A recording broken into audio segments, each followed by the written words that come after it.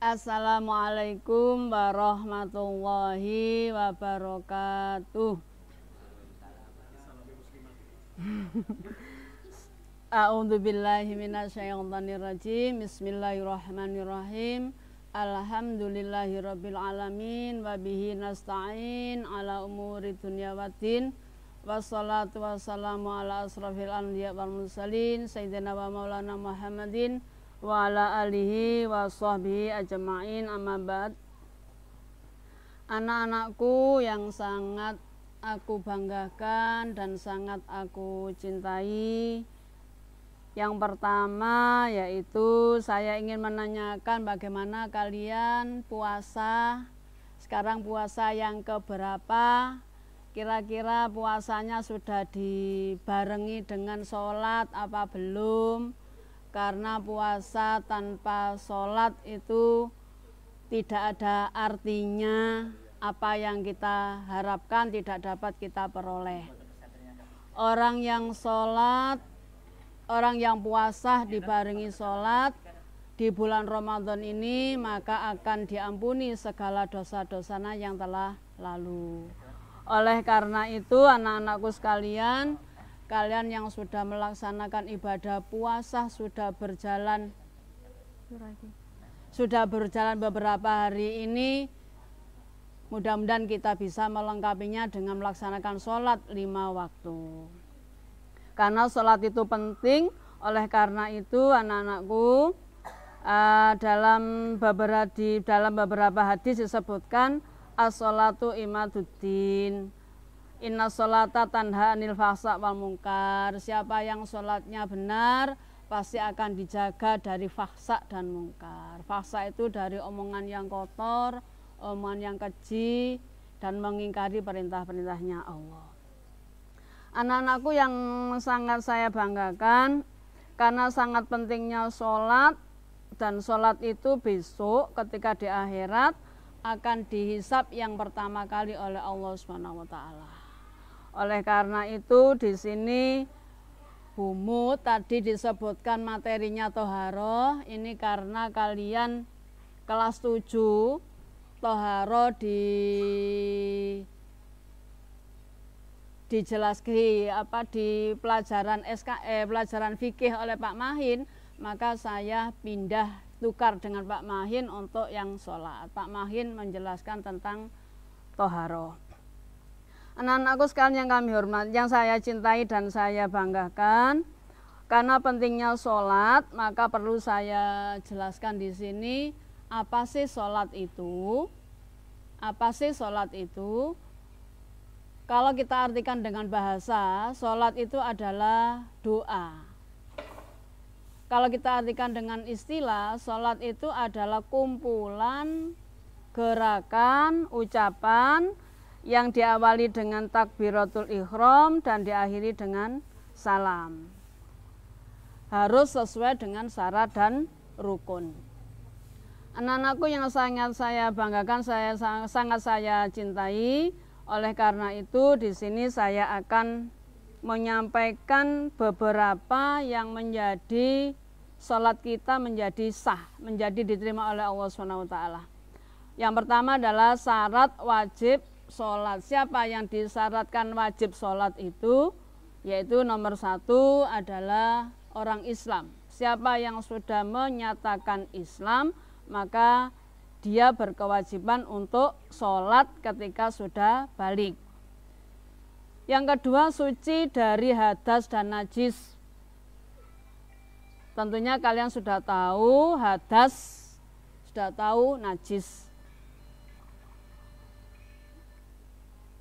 Yang ketiga adalah berakal. Berakal itu adalah orang yang akalnya sehat. Kalau gila tidak berkewajiban untuk sholat. Kalau mabuk tidak berkewajiban untuk sholat. Yang keempat adalah balik. Balik itu adalah sudah mimpi basah. Sudah mimpi basah. Yang kelima adalah melihat atau mendengar perintah sholat. Jadi orang Islam yang sudah pernah dengar, sudah pernah melihat bahwa sudah berkewajiban melakukan sholat, maka orang itu wajib melakukan sholat. Yang keenam, dalam keadaan terjaga. Orang yang tidur tidak wajib sholat. Itu adalah syarat wajib sholat. Yang kedua adalah syarat sahnya sholat. Agar sholat kita diterima oleh Allah SWT, nomor satu adalah harus suci dari hadas besar dan kecil. Hadas besar itu apa? Hadas besar adalah haid, nifas. Orang yang melahirkan bayi itu dalam keadaan hadas besar. Hadas kecil itu ya pipis, BAB, kentut, itu adalah hadas kecil. Orang-orang yang mengalami hal itu maka tidak diperbolehkan untuk sholat, maka harus berwudu dahulu. Nomor dua yaitu suci badan, badannya harus suci. Yang kedua adalah pakaian. Yang ketiga adalah tempat dan najis. Suci badan, pakaian, dan tempat, sholat dari najis. Suci badan yaitu ketika haid ditunggu sampai suci. Ketika nifas ditunggu sampai suci. Ketika mimpi basah harus mandi dulu. Pakaian juga demikian. Pakaian itu harus suci dari najis. Pakaian yang habis dipakai tidur dan kena iler, itu tidak boleh dipakai untuk sholat. Kenapa nggak boleh? Karena iler itu bentuknya menjijikkan, maka nggak boleh dipakai sholat. Terus tempat harus terhindar dari najis. Ketika di lantainya yang sekiranya tidak suci, maka juga tidak boleh dipakai sholat. Yang berikutnya adalah menutup aurat. Nah, ini aurat. Kalau laki-laki kalian tentunya sudah tahu dari pusat sampai ke lutut. Tapi kalau sholat dari pusat sampai ke lutut sampai ke lutut itu apa ya? Lutut itu apa ya kira-kira? Dengkul. Nah, dengkul itu tidak boleh karena khawatirnya nanti ketika pas melakukan sujud atau rukuk lututnya kelihatan, maka tidak diperbolehkan. Maka agak 5/8 agak ke bawah dari lutut. Kalau untuk perempuan itu adalah seluruh anggota tubuh kecuali muka dan 2 telapak tangan. Nah, ini yang menjadi masalah untuk perempuan ini biasanya kalau pakai mukena itu dahinya tertutup mukena seluruhnya. Padahal kalau kita sujud itu dahi itu harus menyentuh tempat sujud. Dahi itu harus menyentuh tempat sujud. 2 telapak tangan juga demikian. 2 telapak tangan itu harus juga menyentuh tempat sujud. Tidak boleh tangan kita tertutup oleh mukena. Biasanya kalau kita pakai mukenanya, nah ini terus tangannya kita pakai sujud, ini tidak diperbolehkan. Karena mukena posisinya bukan alas sholat, tapi mukena itu adalah penutup aurat. Maka tidak boleh menghalangi sujud kita. Yang berikutnya adalah mengetahui masuknya waktu sholat. Kalau sudah mengetahui waktunya masuk sholat, berarti yang paling mudah kita ketahui adalah suara azan. Kalau sudah dengar suara azan, maka kalian waktunya untuk melakukan sholat. Yang kelima adalah menghadap kiblat. Nah, menghadap kiblat itu menghadap ke Mekah, ke Ka'bah, ke Baitullah. Kalau di Indonesia lihat Baitullah tidak bisa, maka kita menghadap ke barat. Nah, ke barat itu kalau di masjid itu arahnya sudah benar, tapi kalau di rumah kadang-kadang arahnya kurang pas. Maka sholat yang paling baik itu adalah di masjid. Itu adalah syarat sahnya sholat. Anak-anakku sekalian yang sangat saya banggakan, mari kita perhatikan bareng-bareng dengan semuanya siswa yang ada kelas 7 dan kelas 8. Apa yang saya sampaikan tadi, syarat wajib sholat itu penting sekali untuk didengarkan. syarat sahnya sholat itu perlu sekali untuk dihafalkan dan diingat-ingat. Yang berikutnya adalah rukun sholat. Nah, rukun sholat itu ini ada yang punya pendapat macam-macam. Ada yang 11, ada yang 13, ada yang terurai, ada yang digabung. Nah ini kalau menurut yang saya catat adalah ada 13. Nomor 1 niat. Nah, niat, kita harus niat. Niat itu kalau kita pakai niat yang pertama, biasanya kalau kita mau sholat, usolli fardhu dhuhri arba'a raka'atim mustaqbilal qiblati adaan lillahi ta'ala, itu adalah lafadznya sholat. Itu sunnah untuk diucapkan. Untuk niat, niat itu ada di dalam hati. Niat di dalam hati itu berarti ketika kita mengangkat dua tangan kita, itu mulai kita meletakkan niat Allah, itu hati kita niat. Berarti niat sudah selesai. Kalau sholat tanpa niat maka sholatnya tidak sah. Yang nomor 2, berdiri bagi yang mampu. Nah, bagi yang mampu adalah kuat berdiri. Bagi mereka yang tidak mampu berdiri, misalnya sakit, boleh sholat dengan duduk, boleh sholat dengan berbaring, boleh sholat dengan terlentang. Kalau dengan duduk, maka posisinya adalah posisi tasahud awal atau selonjor. Ya, selonjor itu boleh. Yang nomor 3 adalah takbiratul ihram. Takbiratul ihram itu adalah mengangkat tangan. Tangan ini kalau laki-laki harus dibuka ketiaknya sampai Allahu Akbar. Kalau perempuan nggak boleh ketiaknya dibuka. Nanti kalau ketiaknya dibuka, sesuatunya akan kelihatan. Maka kalau perempuan tangannya agak tertutup. Nah, ini sebetulnya harus ada contoh mukena, ini tadi lupa saya bawa. Jadi kalau yang paling perlu diperhatikan adalah anak-anak yang suka memakai mukena setelan itu, potongan itu ya. Kalau takbir itu biasanya diangkat semuanya sehingga dadanya kelihatan, telapak tangannya, pergelangan tangannya ke bawah kelihatan itu. Nah kalau posisinya seperti bajunya bumut gini, mukenanya kelihatan seperti ini, maka sholatnya nggak sah. Kenapa? Karena auratnya terbuka. Maka caranya harus dimasukkan seperti ini. Nah, Allahu Akbar. Tuh, untuk perempuan.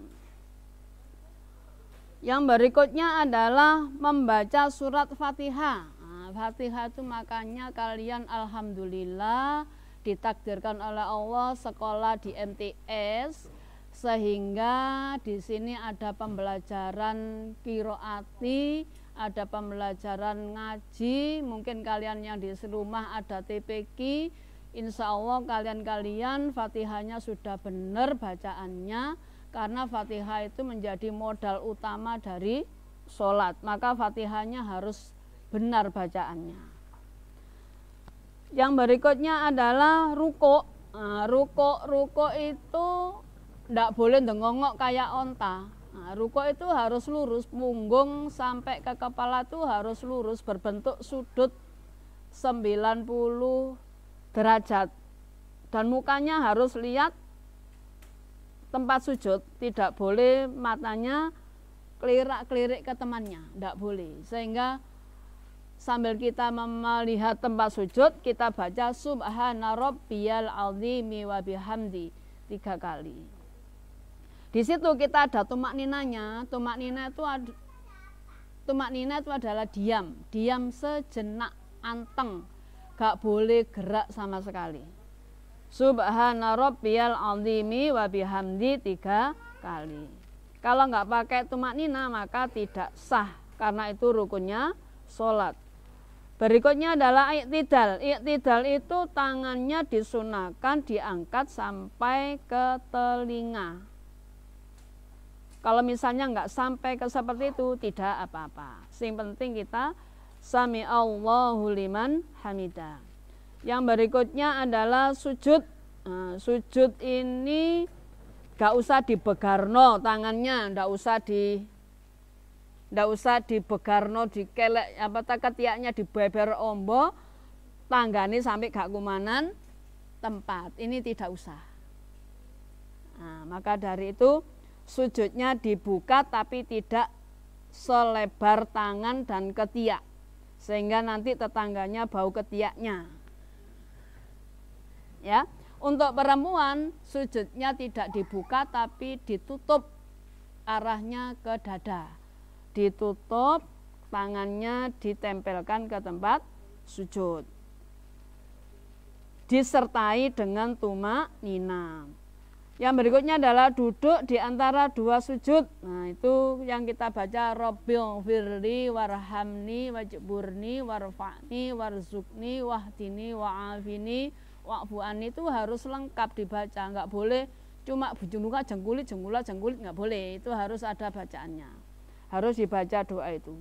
Karena doa itu adalah doa yang didengarkan oleh Allah, adalah ada 7 kalau enggak salah 7-8 permintaan itu kepada Allah Subhanahu wa taala. Disertai dengan tumak nina. Yang nomor 9 adalah duduk akhir. Duduk akhir. Duduk akhir itu duduk tasahud akhir. Di situ kalian membaca doa tasahud akhir, yaitu bacaan at-tahiyyatul mubarakatus sholawatut thayyibatulillah dan seterusnya. Yang berikutnya adalah membaca sholawat Nabi. Ini harus Allahumma sholli ala sayyidina Muhammad wa ala ali sayyidina Muhammad dan seterusnya.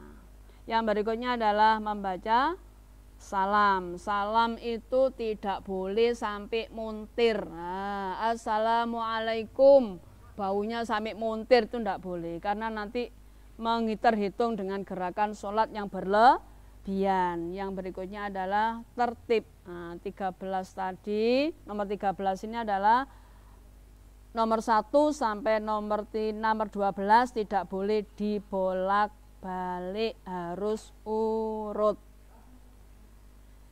Anak-anakku yang dirahmati oleh Allah, yang sangat saya banggakan, yang paling terakhir adalah hal-hal yang bisa membatalkan sholat kalian. Nomor 1, meninggalkan salah satu rukun sholat. Lali orang maca Fatihah, ya, lali nggak baca takbiratul ihram, itu tidak boleh, batal sholatnya, maka harus mengulangi. Nomor 2, meninggalkan salah satu sahnya sholat dengan sengaja. Nomor 3, berbicara, ngomong ambek sholat, atau berkata-kata dengan temannya, ngelirik tanggane, koncone, itu tidak boleh, ya, karena itu membuat batalnya sholat. Yang nomor 4 adalah terlalu banyak bergerak pas sholat, sirai gatel, dikukur sak kaya-kaya ya. Sak kaya-kaya itu apa, ngerti kalian? Sak kaya-kaya itu wok gitu, tidak boleh, harus 1 atau 2 kali 1, 2 diam dulu, tumak nina lagi, gatel lagi, kukur lagi, nggak apa-apa. Tapi nek tahu baru sampai hilang gatalnya, batal sholatnya karena terlalu banyak gerakan. Yang kelima adalah makan dan minum. Nah, ini kalian puasa habis buka terawih, ora katik gosok gigi, sholat isya, ketika waladhdallin mau baca amin, sisa makanannya keluar. Nah, keluar itu daripada dibuang, diapakno iki ayo? Diludahkan apa dikunyah. Lah akhirnya kita nanti bingung, akhirnya makanan itu dikunyah, dilanjutkan. Nah, ini juga akan membatalkan sholat. Anak-anakku sekalian yang dirahmati Allah, mudah-mudahan kalian menjadi orang-orang yang mendapatkan ampunan dari Allah Subhanahu wa taala, karena dosa kita ini terlalu banyak kepada Allah Subhanahu wa taala. Setiap detik, setiap langkah kita selalu dosa. Yang kedua, jangan sampai sholat ini ditinggal dengan semaunya sendiri. Nek mau sholat, mau nggak sholat, jangan. Karena orang yang mengingkari adanya perintah sholat ini, menurut ijma ulama, orang itu akan dihukum murtad oleh Allah SWT. Mudah-mudahan itu tidak terjadi pada siswa-siswi MTS. Mudah-mudahan kalian dijadikan oleh Allah orang-orang yang suci, orang-orang yang diterima puasanya, sehingga di hari raya nanti kita menjadi orang-orang yang fitrih, orang-orang yang bersih, berhak mendapatkan menempati surganya Allah SWT bersama bumut, gitu ya. Ya, itu anak-anak yang dapat saya sampaikan. Mudah-mudahan ada guna dan manfaatnya. Saya doakan mudah-mudahan kalian selalu mendapatkan lindungan dan petunjuk dari Allah SWT.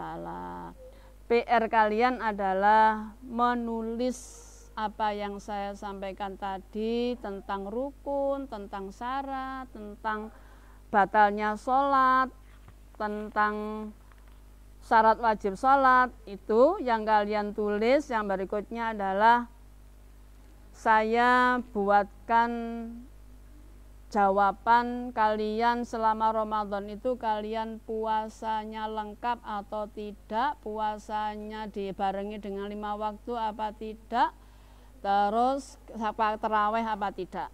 Itu yang dapat saya sampaikan. Ada kurang lebihnya mohon maaf. Akhirul kalam, assalamualaikum warahmatullahi wabarakatuh.